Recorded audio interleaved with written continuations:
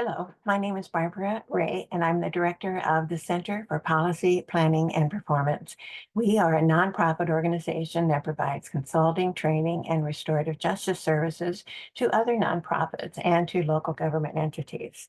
We are wanting to work with any of you who want to make a more equitable organization or have the impact you're having be more effective. You can contact us and read more information about us at our website, www.effective.org. We look forward to hearing from you and working with you. In the next two videos, I'm going to share two of the approaches we take toward organizational change. They're unique and they offer a new way of thinking about how things might happen.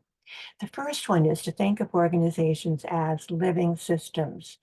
They operate and breathe within the organization and by doing all of their work that they're expected to do. They also operate within an environment and they can get um, stimulated by a change in the external environment, something that says something has to change. The status quo is no longer enough.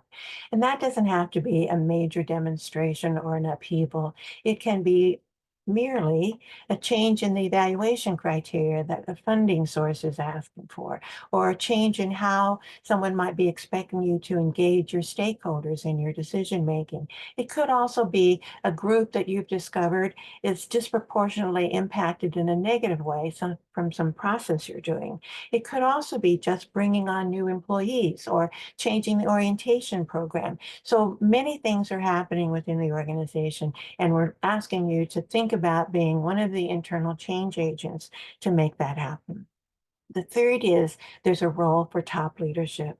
In a macro major change process, leadership has to be on board and they have to be willing to take some of the risks that change creates, some of the resistance or some of the difficulty that might come if the change is a major one.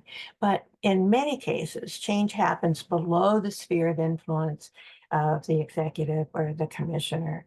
It can happen within departments, it can be happening within teams, it can be happening anywhere. So in this case, the top management, the leadership needs to just agree to not subvert the work that you're doing. They don't have to be involved in everything. They just have to agree to not get in the way and the process happens.